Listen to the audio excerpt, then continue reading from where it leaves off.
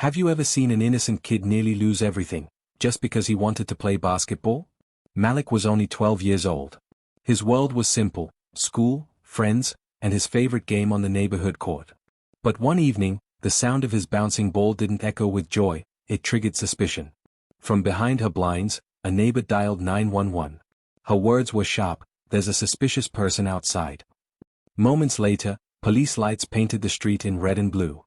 Malik froze. His small hands gripped the ball tighter, but it was useless.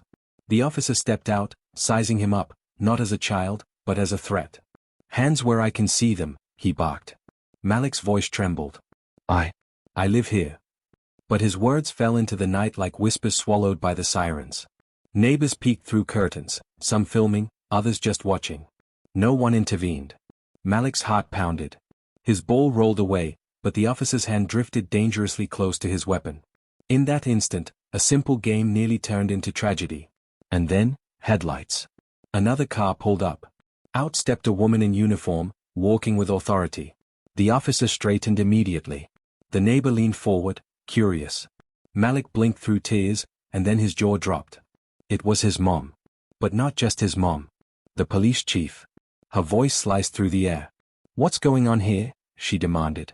The officer stammered, "Suspicious person," but she cut him off cold. "That's my son." The neighbor's face drained of color. The officer fumbled, shame burning in his silence. But Malik's mother didn't let them off easy.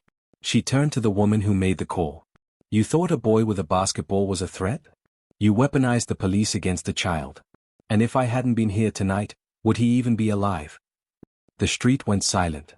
Malik clutched his mother's hand, finally safe, but forever changed. And that's the reality, how close innocence can come to tragedy when prejudice is allowed to decide the story. So I'll ask you, the next time you hear a ball bouncing in the street, will you see a child dreaming, or a threat? White right pointing backhand index. If this story moved you, don't stay silent.